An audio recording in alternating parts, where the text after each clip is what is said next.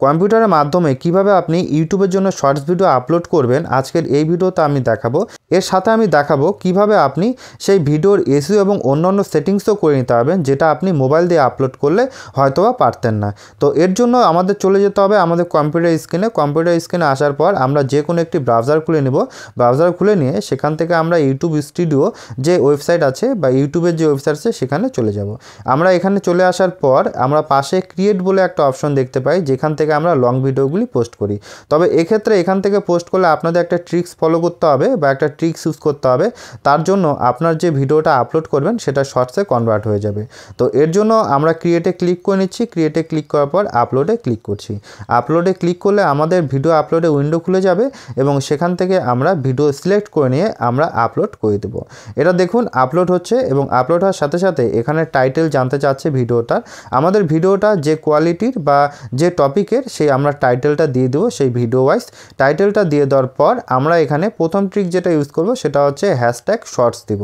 তো আমরা এখানে হ্যাশট্যাগ শর্টস দিয়ে দিয়েছি। তারপর নিচে ডিসক্রিপশন যেটা আছে, ডিসক্রিপশনে আমরা ফার্স্ট টাইটেলটা দিয়ে দিব। তারপর এই ভিডিও রিলেটেড আমরা যেসব সার্চেবল কিওয়ার্ড আছে বা যেসব আমাদের লেখা উচিত ভিডিও সম্পর্কে সেগুলো এক এক করে লিখে দেবো, যাতে আমাদের ভিডিওটার এসইও খুব সুন্দর হয় এবং ভিডিওটা সার্চ করলেই সার্চ লিস্টে চলে আসে। আপনারা যদি ভিডিও এসইও করতে না পারেন বা এই সম্পর্কে শিখতে চান, আমরা এর জন্য একটা ফ্রি ভিডিও বানিয়ে রেখেছি। যে ভিডিওটা আপনি আমাদের চ্যানেলে ভিজিট করে দেখতে পারেন বা আপনি যদি আমাদের কমেন্ট করেন, আমরা কমেন্টে আপনাকে সেই ভিডিওর লিঙ্ক দিয়ে দেবো। এটা দিয়ে দেওয়ার পর আপনি একটু নিচের দিকে চলে আসবেন। সেক্ষেত্রে আপনি প্লেলিস্ট চাইলে অ্যাড করতে পারেন আর চাইলে নাও অ্যাড করতে পারেন। এরপর নিচের দিকে মেন বিষয় যেটা সেটা হচ্ছে ভিডিও ট্যাগ। এই ভিডিও ট্যাগের মাধ্যমে কিন্তু আপনার ভিডিওটা বিভিন্ন জায়গায় শো করবে। তো সেক্ষেত্রে আপনি সুন্দর সুন্দর কিছু ট্যাগ এখানে ইউজ করে নেবেন। ইউজ করে নেওয়ার পর আপনি এখান থেকে নেক্সটে ক্লিক করে দেবেন। নেক্সটে ক্লিক করলে আমরা চলে আসবো ভিডিও আপলোডের দ্বিতীয় পার্টে। সেই দ্বিতীয় পার্টে আসার পর আমরা এখান থেকে যে অ্যাড সুইটেবিলিটি আছে সেই অ্যাড সুইটেবিলিটি ওয়াইজ আমাদের যেসব রেটিং দেওয়া সেগুলো দিয়ে দেবো। দিয়ে দেওয়ার পর আবার নেক্সটে ক্লিক করব।